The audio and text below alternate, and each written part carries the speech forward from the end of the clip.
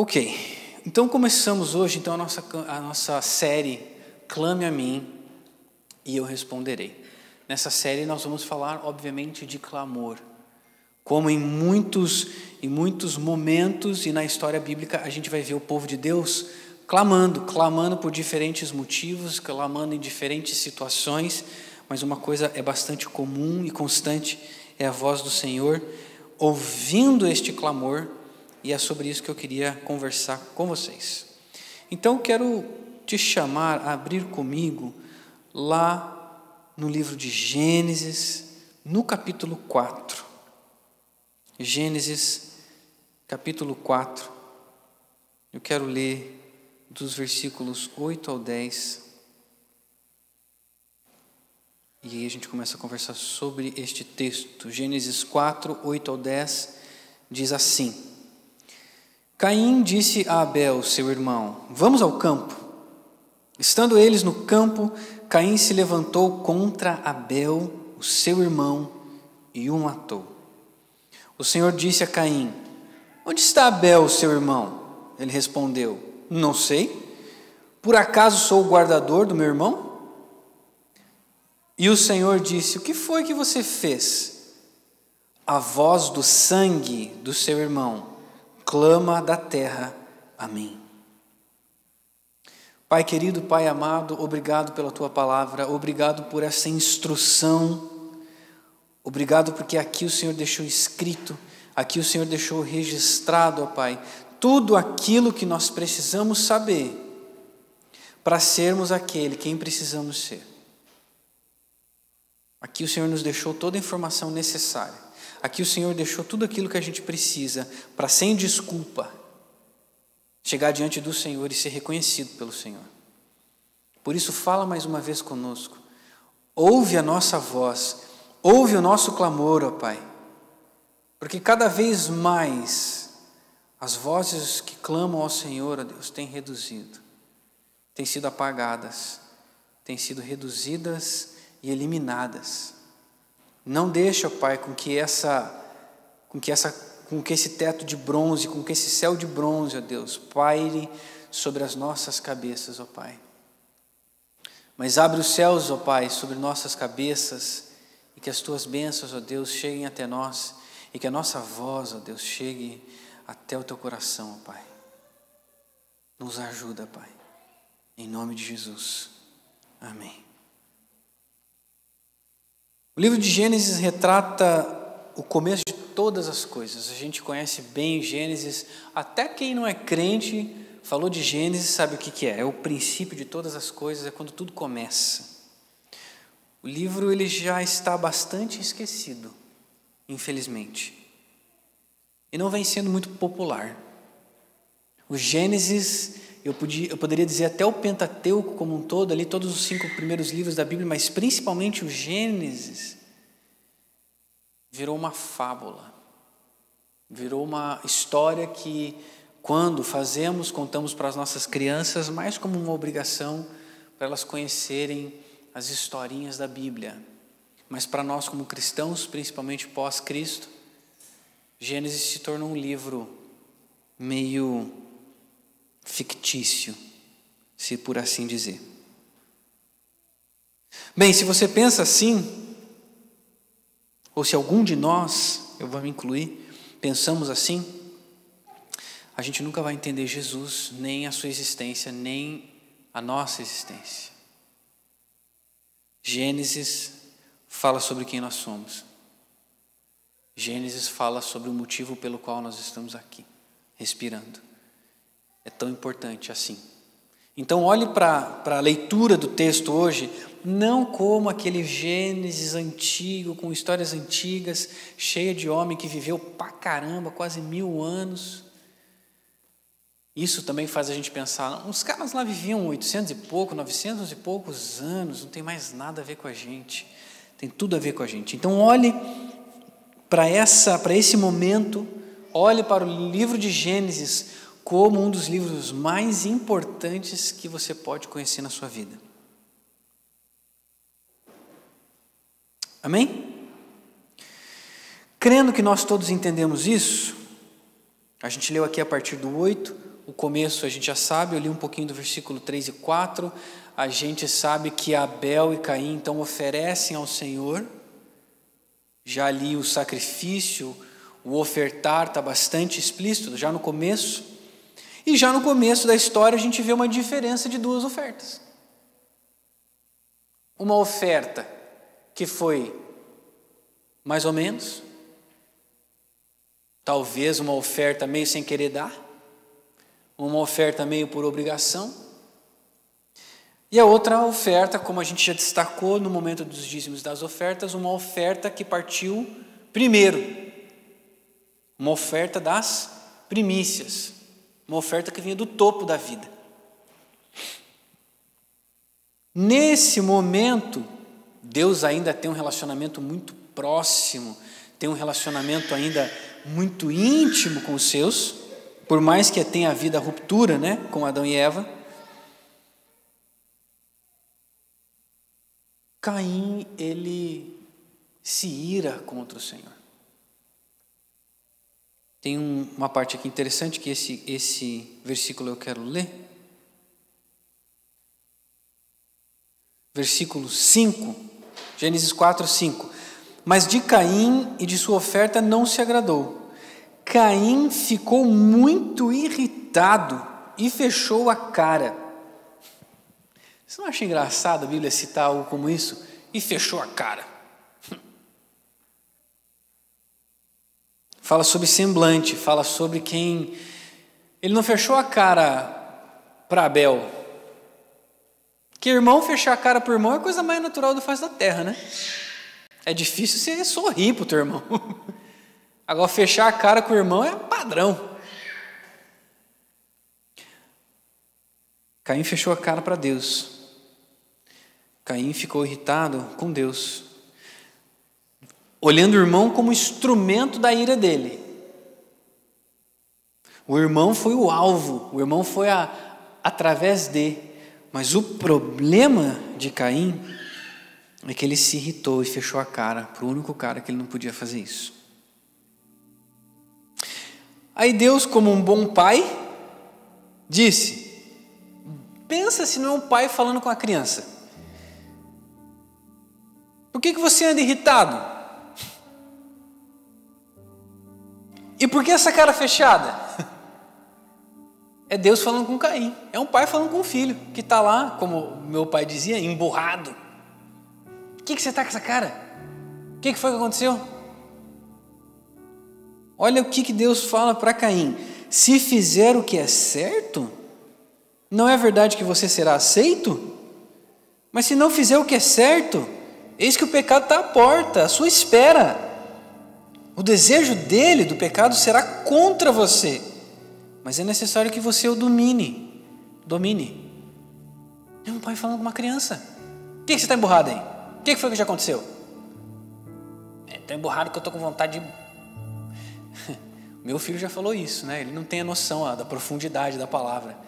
Claro que o Samuel, né? Óbvio. Falou que queria matar o irmão dele. Eu falei: filho, pera, calma, senta aqui. Deixa eu explicar para você primeiro o significado de matar. Óbvio que na cabecinha dele, matar é tipo dar umas porradas. Se eu falar: vai lá, filho, mata ele ia dar umas porradas e ia ficar satisfeito. É um pai falando com um filho que fez algo de errado, que está com o coração irado, que está com o semblante, com a cara fechada. E o pai fala o quê? Filho, não tem outra saída. Se você fizer o que está errado, você não vai ser aceito. Se você fizer o que é errado, não adianta vir me pedir doce. Se você fizer errado, não adianta vir me pedir para abrir uma porta. Se você fizer errado, não adianta vir me falar para resolver o teu trauma, a tua dificuldade, a tua necessidade. Agora, se você fizer o que é certo, você vai ser aceito. É simples assim, meu filho. Não sou eu, é a lógica de todas as coisas. E o mais interessante é que Deus chega para ele e fala assim: mas se não fizer o que é certo, eis que o pecado está à porta, à sua espera. O desejo dele será contra você. Mas é necessário que você o domine. Ele não vai embora. O desejo de errar, ele não vai embora. O pecado, ele não vai embora. Ele não vai embora. Aquela frustração, ela não vai embora. Não vai embora. O que vai acontecer? É necessário que você o domine. Você tem que dominar. Eu lembro que eu estava andando na rua uma vez, devia ter meus 14, 15 anos de idade, voltando do cursinho. Não era cursinho ainda não, voltando da escola. E eu estava andando na rua, o terminal lá em Curitiba tem terminal de ônibus, eu não sei, a maioria das cidades assim, né? Tem um lugar onde os ônibus todos se reúnem e espalha para a cidade, né? Era o terminal de ônibus, estava lá. Eu pegava um ônibus, que a gente lá em Curitiba chama de alimentador.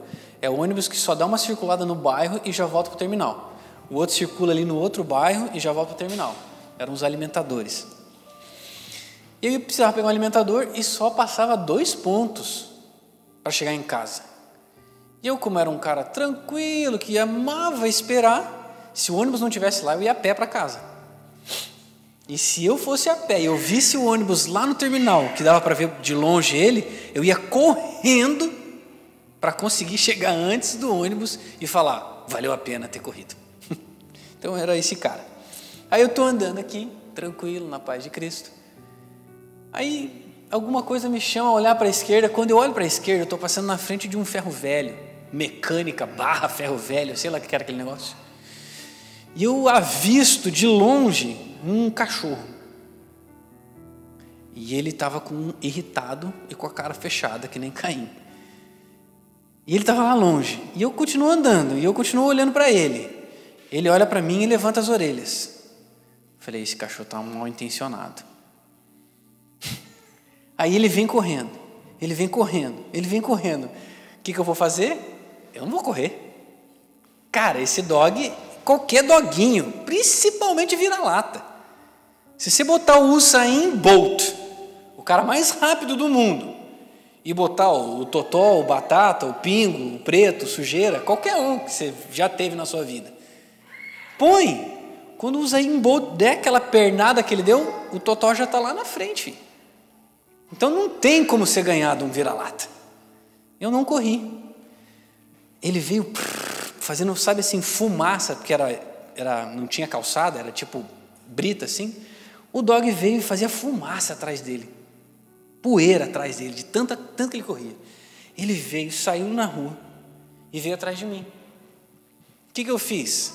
Comecei a lutar com o cachorro no meio da rua. Pernada, sai, ele vinha, chuta e não sei o que, ele vem para cima, eu chuto e fico ali, eu estou degladiando com aquele cachorro, ele não consegue me morder. E eu acho que ele se impressionou com o fato de um ser humano lutar contra ele. Acho que isso nunca tinha acontecido na vida dele. Eu sei que alguma coisa chama a atenção dele, ele para e volta para dentro. Eu falei, desgraçado, tudo isso só para me atazanar aqui. Beleza, continuei e fui para casa. Essa história, beirando a estupidez, é só para fixar na sua cabeça que a maioria dos problemas é assim, não adianta você correr dele. Não adianta você correr. Ele vai atrás, escuta o que eu estou te falando. Ele vai atrás de você. O pecado está à porta, à sua espera. Não adianta correr. Não adianta fingir que não está lá. O desejo dele é contra você, mas é necessário que você o domine. Eu saí orgulhoso daquele dia. Eu dominei aquele cachorro. Pelo menos é o que eu penso. Eu acho que o cachorro saiu pensando que ganhou. Mas eu saí entendendo. Eu dominei aquele momento. O Senhor nos chama a fazer isso. A dominar. A dominar. a dominar aquilo que nos vem. É claro que Caim ele já estava ali mal intencionado, ele já tinha um desejo escuso ali, porque ele queria cumprir tabela. Caim não queria agradar a Deus. E aí a gente vai começar a falar das diferenças de Caim e Abel. Caim não queria agradar a Deus. Caim queria cumprir tabela. E é por isso que ele se irrita com Abel. Porque Abel não queria cumprir tabela. O prazer de Abel estava em ver o prazer do seu Senhor. Tenho certeza que se Deus chegasse para Abel, eu quero isso, está aqui, Senhor, se não desse mais. Por quê? Porque Abel queria agradar ao Senhor. Abel facilmente entendeu que agradar ao Senhor em primeiro lugar, com as suas primícias, era o que ele tinha de mais importante para fazer. Caim lutava pelos seus próprios interesses. Caim lutava por si próprio. Aí eu queria te fazer uma pergunta. De que lado você está? De que lado você está? Onde que você se encaixa? Será que você tem o perfil de Abel? Será que você tem o perfil de Caim? Vamos falar um pouquinho mais sobre eles e esmiuçar isso aqui um pouquinho mais para saber onde a gente se encontra e o que tudo isso tem a ver com clamor, que a gente vai chegar lá. Irmão mais velho, Caim, mata o seu irmão Abel. Os motivos a gente aqui já falou um pouquinho, mas eu queria dar nome para eles. Os motivos pelos quais Caim matou Abel foram inveja e orgulho. Dois motivos, de novo, que apontam para nós. Inveja. Por que Deus se agradou dele? Não se agradou de mim. Que negócio é esse se eu estou ofertando também? Inveja. Por que Deus fez para ele assim? Por que Deus é diferente com ele? Por que ele tem e eu não tenho? Por que ele faz e eu não faço? Por que ele está e eu não estou? Inveja. E orgulho. E orgulho, porque quando você pensa em inveja, ela está estritamente ligada ao orgulho, porque a inveja é o desejo de ter e o desejo de que algo aponte para você. Então, Caim, olha o que ele pensou e fez e agiu. Caim queria o amor de Deus, o olhar de Deus que foi devotado a Abel, sem fazer o que ele fazia. Inveja. Orgulho. Eu quero isso aí. Eu quero esse amor. Eu quero essa atração. Eu quero esse. Muito bem, meu servo. Eu quero que você fale isso para mim. Mas porque ele amava o Senhor como amava Caim, então ele tinha essa expectativa? Não, ele queria o prêmio. Caim só queria o prêmio. Enquanto Abel não estava nem aí para o prêmio. Abel estava aí para entregar. Abel estava aí para oferecer. E o que viria de recompensa? Sabe o que veio de recompensa para Abel em obedecer e ser um servo fiel? Sabe qual foi a recompensa? A gente sabe. Qual foi a recompensa de Abel? A morte. Já parou para pensar nisso? Já parou para pensar que aquele que obedeceu, que agradou, aquele que obedeceu ao Senhor, aquele que ofereceu as primícias, aquele que fez o que tinha que fazer, a recompensa dele foi morrer nessa terra. Que a gente não pode esquecer do fato que Caim matou Abel. Abel morreu.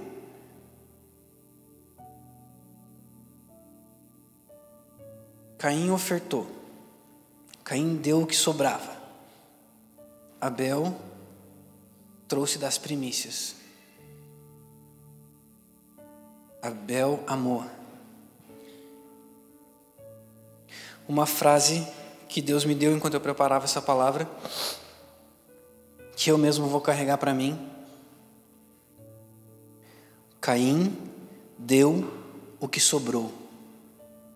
Abel ficou com o que sobrou. E aí que a gente começa a decidir os nossos lados.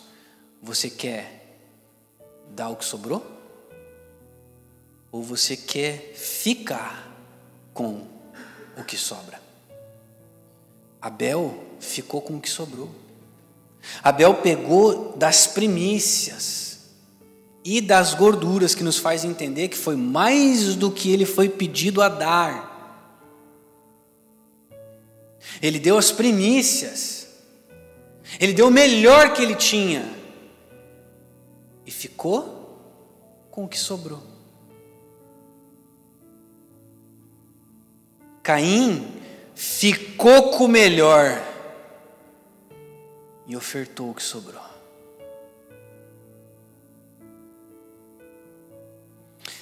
Conversava com a Fábia sobre aquele bolinho na geladeira. Não sei quem é formiga aqui, eu sou. O melhor pedaço de bolo é aquele que você deixa na geladeira e come no dia seguinte.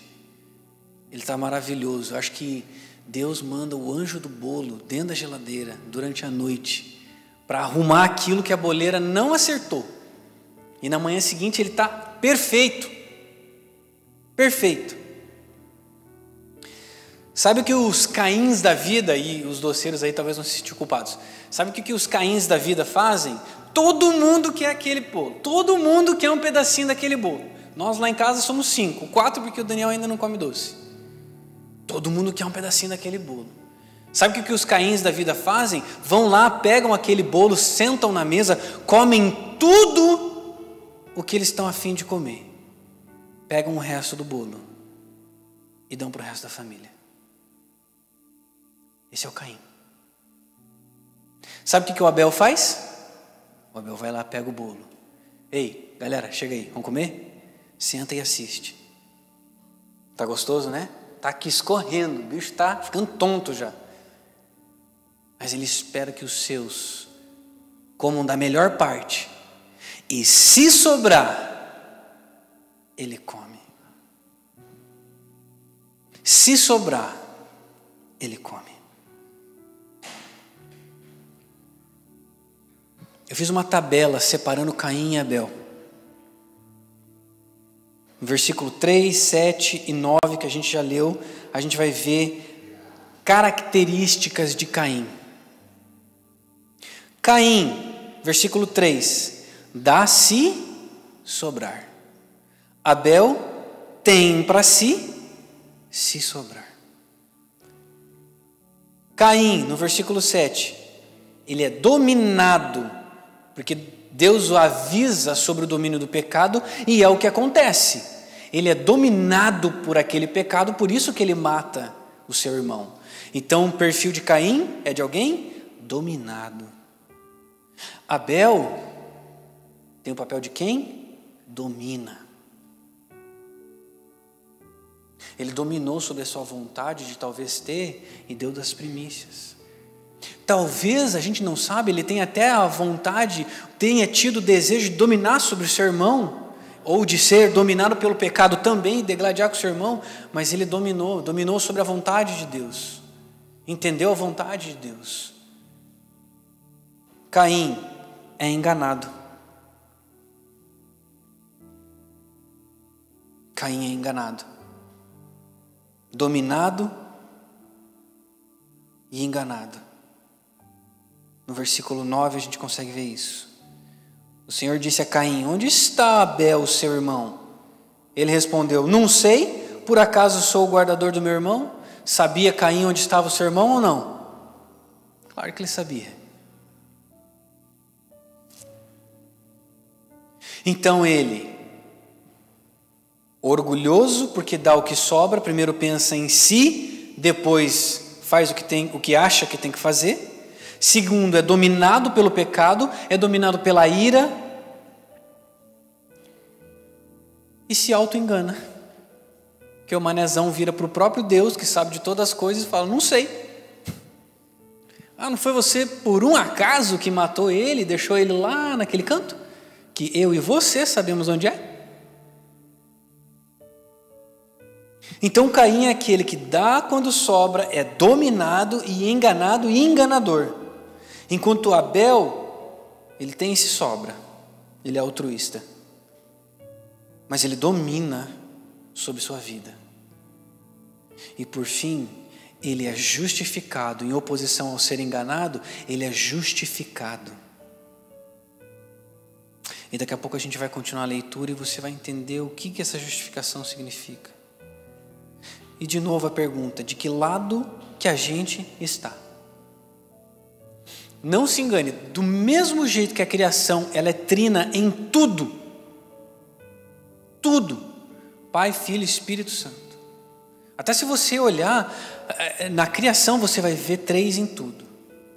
Você precisa de 3 pontos para equilibrar qualquer coisa. Em um ponto você não equilibra nada, em 2 pontos você não equilibra nada. Se eu colocar esse computador aqui nos meus 2 dedos, eu não equilibro. Eu vou até fazer experimento. 2 dedos é muito difícil. Posso até tentar e conseguir, mas vai ficar desbalanceado. Agora em 3, posso fazer o que eu quiser. Com 3 pontos eu equilibro qualquer coisa. Na natureza, com 3 pontos, isso é uma lei da física. Com 3 pontos você equilibra qualquer coisa. Não precisa ter um formato uniforme. Qualquer coisa se equilibra em 3 pontos. 3. A sua cadeia de DNA é formada por 3 proteínas. Só 3 proteínas formam o meu e o teu DNA, que é o que é responsável por absolutamente tudo que nós somos. Todas as nossas características. 3 proteínas. Criação. Tudo é trino. Sólido, líquido, gasoso. 3. E se eu continuar aqui, eu vou falar de muita coisa. A assinatura de Deus está em tudo. Agora tem uma outra ponta. Só existem 2 finais. Se tudo está representado e começa com 3, finais só tem 2. Caminhos só tem 2. Não tem mais. Ou nós somos Caim, ou nós somos Abel. Ou nós somos Jesus, ou nós somos Judas. Não tem outro caminho. Não tem opção do meio. Não existe purgatório. Não existe. E Deus não é um Deus que se satisfaz com metade. Não adianta você falar, eu vou caminhar um pouquinho por esse caminho, mas eu estou assim, quase que 80% aqui. Deus não aceita meia oferta. Deus não aceita 80% das premissas. Deus não aceita 90%. Ou nós somos dele, ou nós somos contra ele. É o que a palavra diz. Ou nós somos inteiramente dele, ou nós somos inteiramente de outro alguém.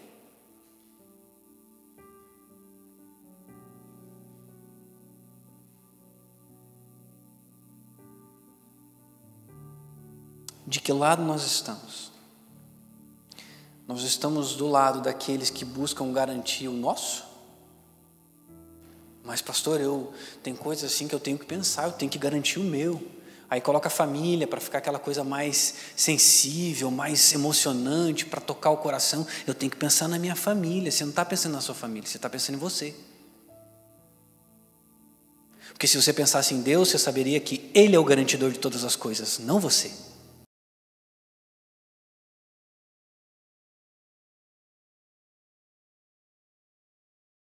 Se é meu, então eu vou colocar um ataque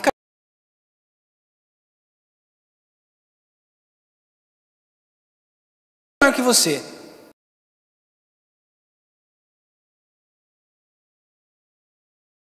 Daqui a 2 segundos.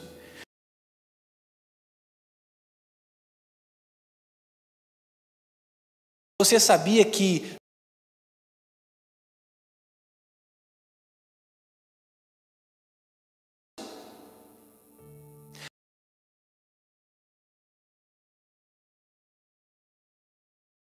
não,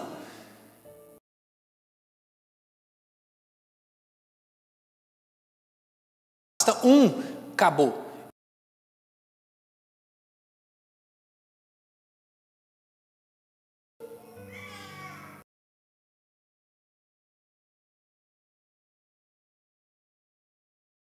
E quer fazer as coisas lá fora. Cara, até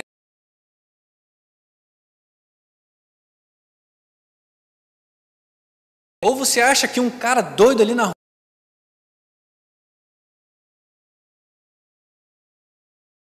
lá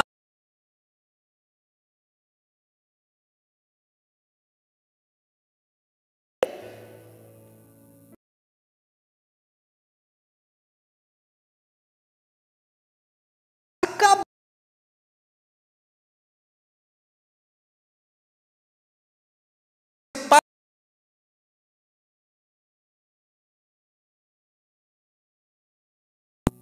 De que lá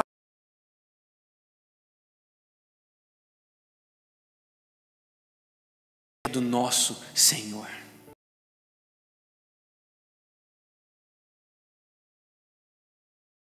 Bem-sucedido ser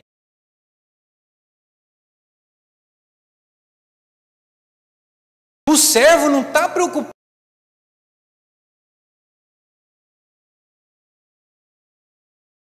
Sabe o que o bom servo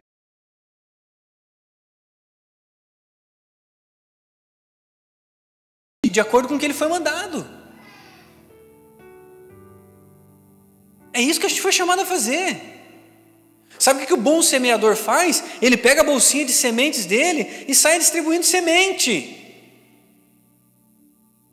Você acha que ele se preocupa se, está acabando semente aqui, acho que eu vou guardar um pouquinho, porque senão eu não vou continuar semeando. A gente foi chamado a semear, não a encher a bolsinha de semente. Já parou para pensar nisso? Você viu por um acaso na parábola do semeador que ele falou alguma coisa sobre resource, como fala isso? Sobre suprimento? Existe alguma coisa falando sobre suprimento? Não, ele fala que cai à beira do caminho algumas sementes. A gente foi chamado a semear. De onde vêm essas sementes? Vem do nosso Deus. Eu não preciso me preocupar com as sementes, eu só preciso semear. Nós não estamos numa corrida para ver quem acumula mais, ou quem vai se tornar mais bem-sucedido nessa terra. Essa não é a nossa corrida. Essa não é a nossa corrida. A nossa corrida não é para ser bem-sucedido, mesmo porque o padrão de sucesso desse mundo é um padrão caído.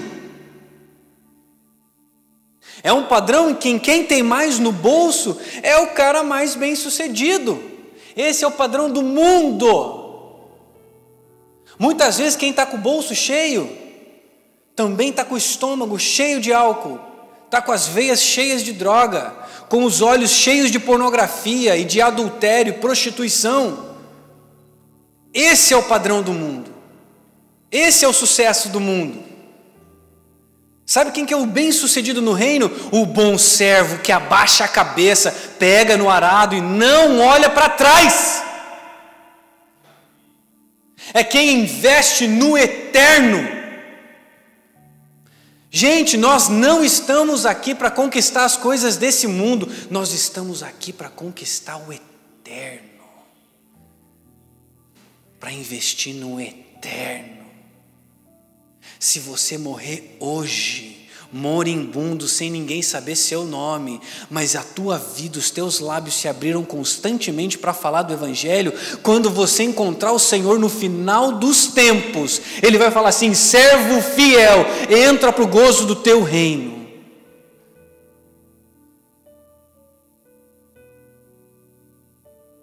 Vencer aqui nessa terra é muito fácil. Sabe como é que faz para vencer aqui nessa terra? Vou te dar uma dica. Está na Bíblia. Você não acredita, mas está na Bíblia. Sabe como é que faz para vencer nessa terra? Você quer ter todos os reinos dessa terra? Quer dominar aqui? Faz o seguinte: Jesus teve uma oferta que ele recusou, mas era para isso. Jesus vai ao deserto e jejua por quanto tempo? 40 dias e 40 noites. Quem que chega lá? o próprio, o capiroto, não era um capetinha, não era um dos anjos que caíram junto com Satanás, era o próprio Satanás. E lembra de uma coisa, os anjos não são onipresentes, nem onipotentes, nem oniscientes. Às vezes a gente luta contra algumas potestades achando que é o Satanás. Cara, Satanás, se Satanás estiver do teu lado, filho, seu cara, ele está em outro lugar, não está aqui não. Ele é muito mais valente do que você imagina, ele é muito mais sábio, te engana com as mãos nas costas. Esse, o próprio, chega diante de Jesus, olha a audácia de Satanás. E a palavra fala que leva ele para o alto de um monte. Olha o que esse cara faz com Jesus, transpõe ele. E fala assim, está vendo aqui? Ó?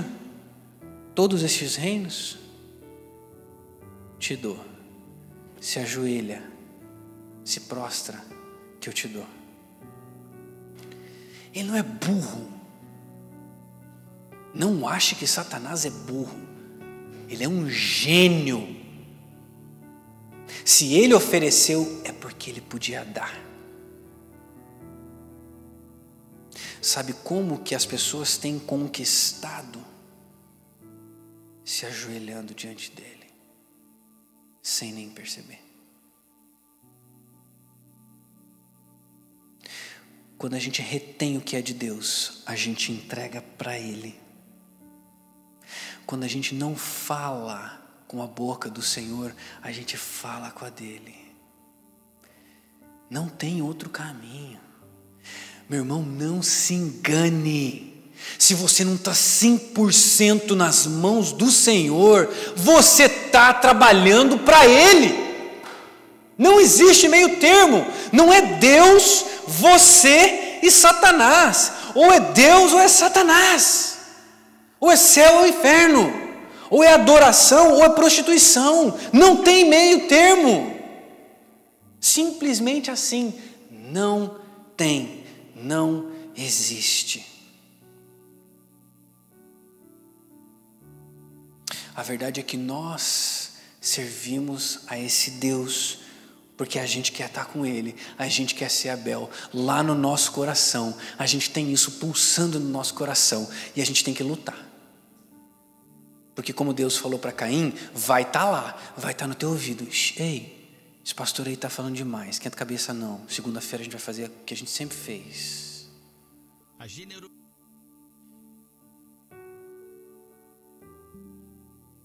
É ou não é? Segunda-feira vem, vida que segue.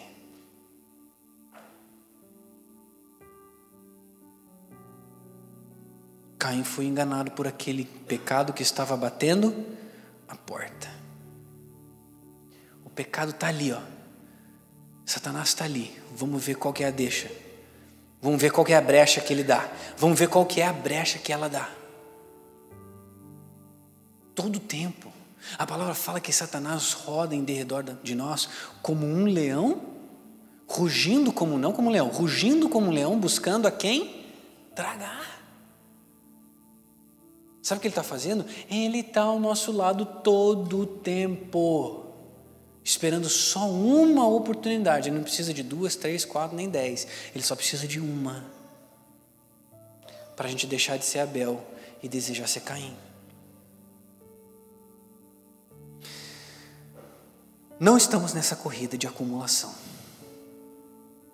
Não estamos nessa corrida para nos tornarmos mais bem-sucedidos, porque Satanás ofereceu isso para Jesus, ele negou, a gente vai negar também. Nós estamos numa missão de conquista, na qual todos os recursos devem ser usados para resgatar o maior número de soldados possíveis. Essa é a nossa missão. Nós temos um general, nós temos um Senhor, e apenas ao seu comando nós obedecemos. É para isso que a gente está aqui. É tipo um exército mesmo. Deus, estou aqui, e aí? O que é para fazer? É um general, é um cabeça. Não tem, você acha, eu nunca servi, mas gosto bastante de exército das Forças Armadas. Em filme, com certeza, você já viu. Você já viu algum cara chegar assim, o general falou, vai acontecer desse jeito, o cara fala, não quero. No mínimo, o cara, se eu fosse general, eu ia tirar meu coturno e ia jogar na cara dele. Isso não existe, hierarquia, é assim que funciona. Galera, vai funcionar assim, e vai sendo do general para o coronel, para o major, eu não sei quais são as classificações. Vai descendo, até chegar no pé rapado que vai ter que pegar a arma na mão e fazer o negócio. Você acha que ele vai questionar? Não gostei da estratégia, não. Acho que esse negócio aí de fazer... não. Cara, ele vai pegar o fuzil dele. Ele vai pegar o fuzil dele, ele vai pegar todos os recursos dele. Ele vai pegar todos os recursos e vai obedecer o comando.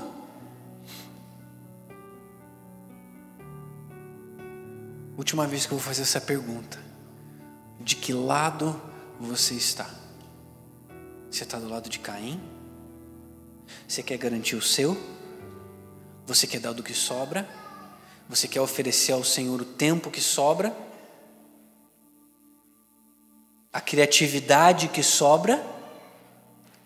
A energia que sobra? Os recursos que sobram?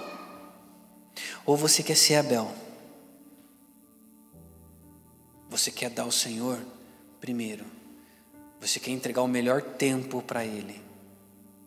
A melhor da tua criatividade, o melhor do teu tempo, o melhor dos teus recursos. Abel ou Caim? Sabe que diferença faz isso? É o que a gente vai começar a ler aqui agora. Quando nós entendemos o nosso chamado, quando nós entendemos a missão, quando entendemos quem é o Senhor, que Ele é o nosso general, passamos a fazer parte do seu senhorio, do seu exército. Então a gente ocupa um lugar diferente, uma posição diferente. Quando nós estamos dentro, quando a gente está nesse exército, quando a gente está nessa pegada, só então a gente compreende que para nós existe uma série de benefícios resultantes deste pertencimento. Olha só o que diz o versículo 10. E o Senhor disse: o que você fez? A voz do sangue do seu irmão clama da terra a mim. Abel não morreu. Abel deixou de existir aqui. Abel, assim como um soldado, ele foi promovido ao melhor e maior cargo que ele poderia ter sido promovido. Aqui não existe baixa de serviço, só existe promoção. E sabe o que nos prova isso? Sabe o que nos prova isso? Que o sangue, olha isso. O sangue de Abel clamou e Deus ouviu. Olha a diferença de pertencer a uma classe e de pertencer a outra. Quando você está do lado de Abel, quando você está do lado dos que servem, mesmo quando você não está aqui, o teu sangue clama pelo Senhor. Quando somos desse exército, quando nosso corpo morre nessa vida, nós somos promovidos a um novo cargo, agora do exército celestial, que não perde, que não se cansa e que dura para sempre. Nessa noite eu queria te dizer o seguinte, meu irmão, minha irmã: nada impede o clamor de um santo. Nada impede o clamor de um soldado do Senhor dos exércitos. Nada impede o clamor de um servo. Nada impede o nosso clamor. Quando nós estamos em situação de tribulação, de dificuldade, de problema, Deus não quer que a gente resolva o problema, Deus não quer uma solução, Ele não quer um estrategista, Ele quer que o sangue de Cristo clame por nós. Ele quer que você recorra a este sangue, para que este sangue clame em teu favor. A gente não clama em nosso favor, a gente não faz acontecer. Quando a gente pega na mão para fazer, a gente faz que nem Caim.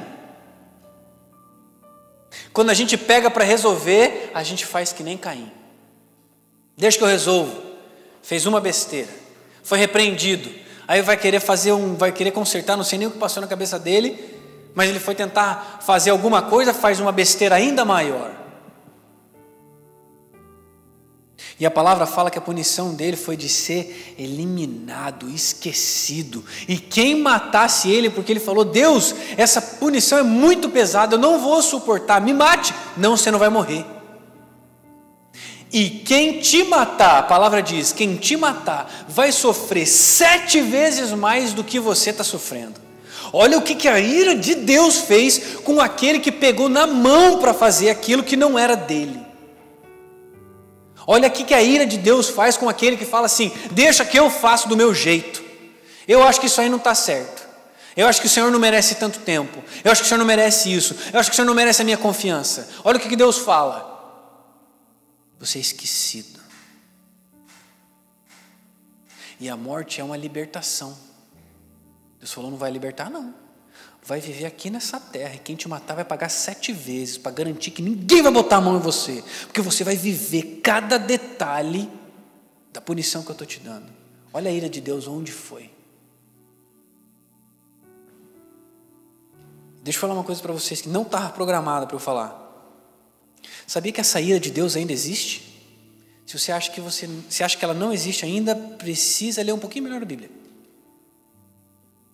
Deus muda? Deus muda? Deus é o mesmo? Ontem, hoje e sempre será. Se ele se irava naquela época, ele se ira ainda?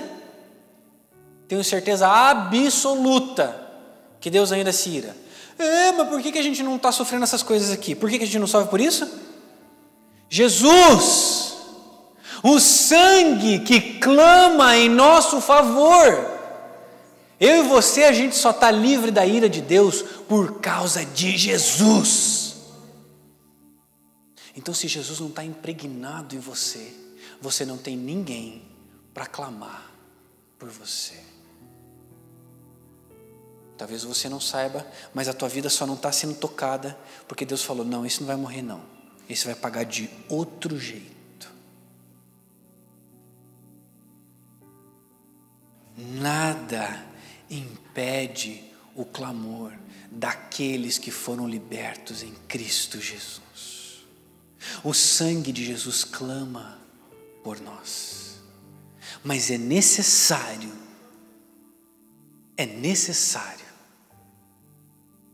que o sangue de Cristo nos lave. É necessário que o sangue de Cristo clame por nós.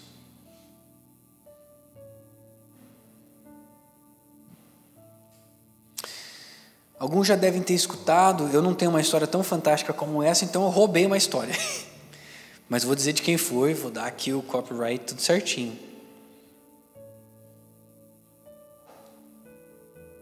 O pastor Luciano Subirá contou uma vez sobre um amigo dele, que era um ex-bruxo. Não sei quantos conhecem aqui essa história, mas se conhecer, desculpa, você vai ter que ver de volta. E os bruxos, assim como as bruxas, eles são, na verdade, satanistas, né? Mas há algo específico na classificação bruxo. E eles têm que fazer várias coisas para pertencer àquela comunidade, para que os mortos, por exemplo, se manifestem através da vida deles, para que eles possam efetivamente fazer parte do ocultismo, lidar com espíritos e fazer toda aquela coisa que eles fazem, né? Satânica. Uma das tarefas daquele bruxo era cavar e retirar da cova um corpo que estivesse lá há 15 dias, ou seja, uma pessoa morreu 15 dias atrás. Ele precisava achar uma pessoa que morreu exatamente há 15 dias e remover aquele corpo da cova, da sepultura, e oferecer aquele corpo como sacrifício. Pois bem, esse rapaz, ele pesquisa, dá o jeito dele para descobrir essa pessoa, e encontra uma mulher que havia morrido há 15 dias, e também dá um jeito para ir lá, provavelmente na calada da noite, chega na cova, acha o túmulo, e quando ele está pronto a cavar, um demônio se materializa atrás dele e fala: para. Ele fala: como assim para? Não, esse corpo não. Esse você não pode mexer. Ele: como não? Eu tive um maior trabalho para chegar aqui, para poder chegar onde eu estou, agora que eu vou conseguir, você está falando que eu não posso? Não, vamos achar outro, esse não dá. Não, você não vai sair sem me dizer por que esse não dá. Aí ele pega, fecha o semblante e faz assim. Ele falou: o quê? Esse é dele. Ele para. Algo diz que aquele corpo é importante para ele. Ele não fica satisfeito. Ele vai pesquisar exatamente quem era aquela pessoa. Quem era aquela pessoa? Aquela pessoa era uma mulher, esposa de um pastor, que havia morrido há 15 dias atrás. Sabe o que ele disse? Se esse Deus, que guarda até os seus depois que eles morrem, se esse Deus faz isso, eu quero servir esse Deus.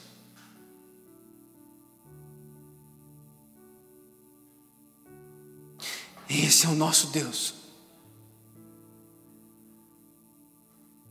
Esse é o nosso Deus, que cura através dos nossos ossos. Esse é o nosso Deus que fala: não, nele você não toca, nela você não toca. Nada impede o clamor daqueles que são lavados pelo sangue de Cristo Jesus. E não se engane, você não pode ser meio dele, mais ou menos dele, 80% dele. Eu estou chamando vocês, meus irmãos, a sermos 100% de Cristo, porque só assim ele vai ouvir o nosso clamor. Só assim ele vai ouvir o nosso clamor. Eu não estou chamando você, meu irmão, minha irmã, a serem perfeitos, a não errarem. Eu estou chamando vocês a botarem os seus joelhos no chão e a falar: Deus, o que o Senhor quer? Deus, para onde o Senhor quer me levar? Pai, qual é a tua vontade? Eu quero te agradar.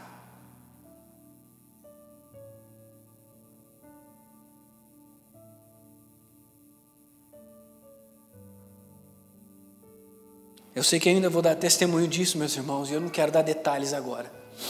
Mas o Senhor está me incomodando para falar algo para vocês. Eu tenho pedido algo para Deus. E sabe o que Deus me respondeu? Que o que eu estava pedindo eu precisava dar. E eu não tinha. Eu precisava. Mas eu dei. A caminhada cristã, ela não é fácil. Ela é uma caminhada de sacrifício.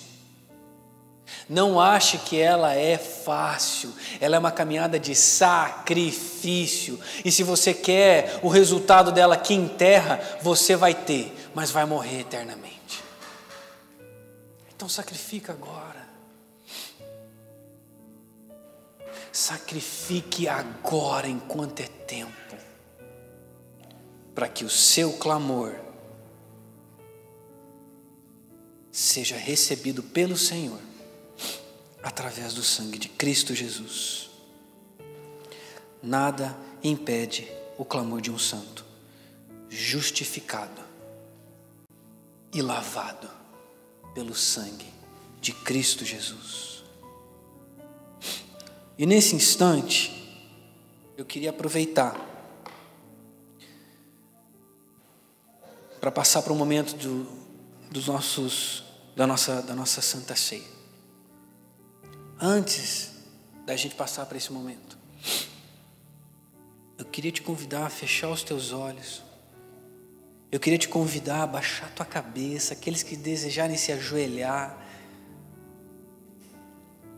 Usa esse momento agora.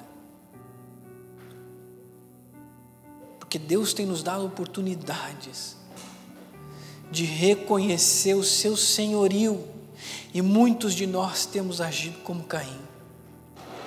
Eu não sei, Deus, por que o Senhor está me perguntando? Hoje Ele está te perguntando, onde você está quando eu peço para você orar e você não ora? Onde você está que eu peço para você ler a Bíblia, para você ter os resultados que você espera e você não lê? Onde você está quando eu peço para você abraçar o teu filho, a tua filha com braços de amor e você resolve as coisas com ira? Deus está dando mais uma oportunidade. Deus está dando mais uma chance de você parar de se enganar, achar que sabe pra caramba contra o Senhor dos exércitos, contra o Criador dos céus e da terra. Eu e você não sabemos nada,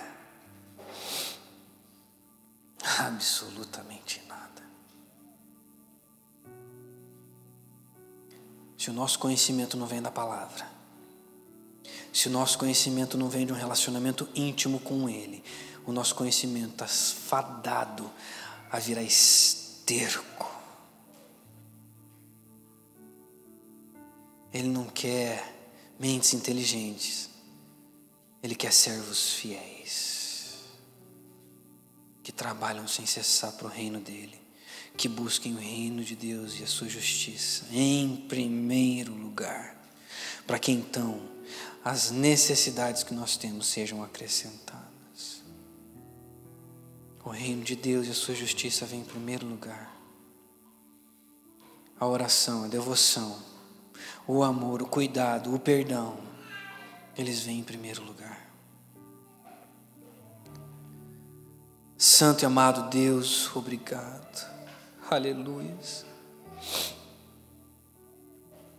Deus traz convencimento ao teu povo, ó Pai. Eu sei que no final dos tempos a tua palavra diz que o amor de muitos se esfriaria.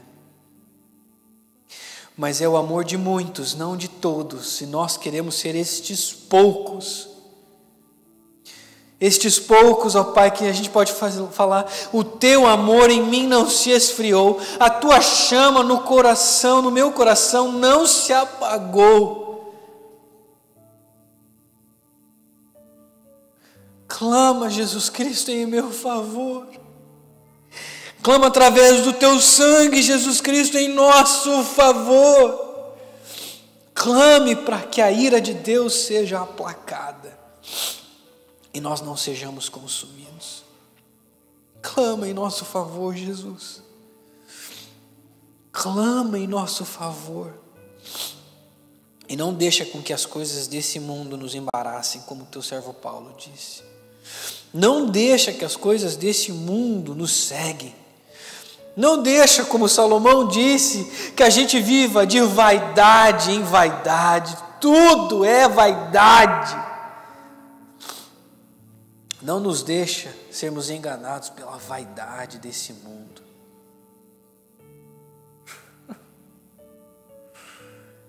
Nos dá o desejo de morrer como o Senhor, ó Pai. Rejeitados, perseguidos, humilhados. Nos dá o desejo de morrer como teus servos morreram, ó Pai.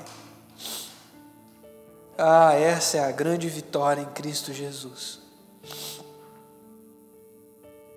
Morrermos sendo perseguidos por causa do teu nome. Esse é o grande sucesso da vida. Pai, aqui nós vamos celebrar a Santa Ceia do Senhor.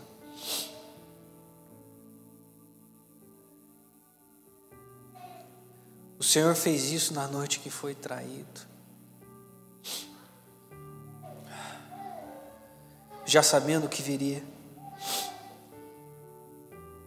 e pediu que assim nós fizéssemos também, em tua lembrança, em memória daquilo que o Senhor fez por nós. Por isso eu queria agora clamar, Pai, em nome de Jesus, abençoa este pão, e que este pão represente, bem represente, e que quando nós tomarmos deste pão, nós lembremos que este pão representa o teu corpo que foi traspassado, que foi açoitado, e que dele todo o sangue foi extraído, a vida dele foi extraída, deste corpo, em nosso favor, para que nós não passássemos por essa dor. O Senhor passou. Que esse pão nos faça lembrar disso, em nome de Jesus. E que da mesma forma, também pedimos, Pai, que esse suco de uva, o fruto da videira, que em nome de Jesus agora nos faça lembrar, Deus, que o teu sangue, o sangue do Deus Criador de todas as coisas, não foi de um mártir qualquer, não foi de alguém que só ficou na história, foi do Criador de todas as coisas. Esse sangue foi vertido na cruz para nos livrar de toda condenação, para fazer valer essa vida, para trazer significado aos nossos dias. Foi através desse sangue que tivemos remissão de pecados, que fomos livres da condenação do pecado que nos levava à morte eterna. Que enquanto nós tomarmos deste cálice, Pai, nos traz isto à memória, em nome de Jesus. Amém e amém. Queridos irmãos, o nosso irmão Bento vai... Você consegue? Pronto. Pode ser você mesmo. Jay, pode deixar só o Bento, por favor. Eu peço que você aguarde por um instante. Pegue o pão, pegue o seu cálice e aguarde por um instante. Nós vamos celebrar. Nós vamos celebrar a Santa Ceia juntos, assim que todos tiverem recebido dela.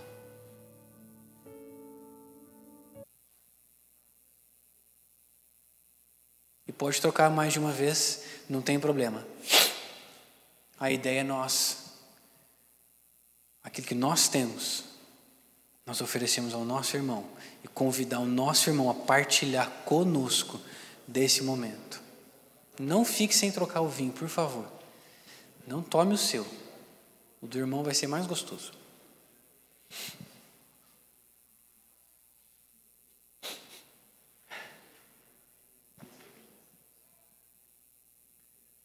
Agora nós estamos partilhando do vinho como igreja, como corpo do Senhor.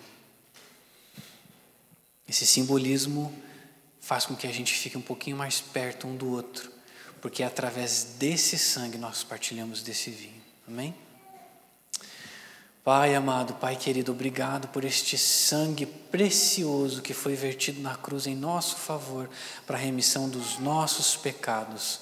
Nós te agradecemos e clamamos que este gesto, que este simbolismo grave em nossos corações o significado do teu sacrifício. Obrigado, Deus. E juntos todos nós tomamos deste vinho.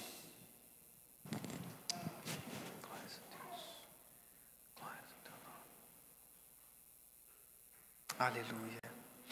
Aleluia.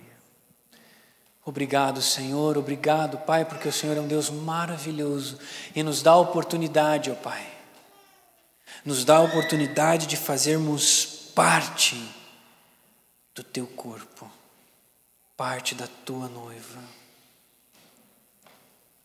O Senhor nos deu a chave que acessa o céu, e nós queremos usá-la, que é o Senhor. Por isso permanece conosco, ó Pai. E não nos deixe esquecer que é através deste sangue que o nosso clamor sempre chegará aos céus.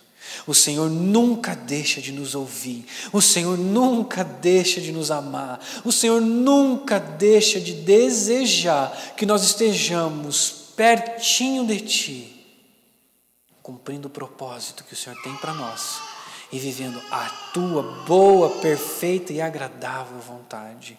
Esse é o desejo dos nossos corações, em nome de Jesus.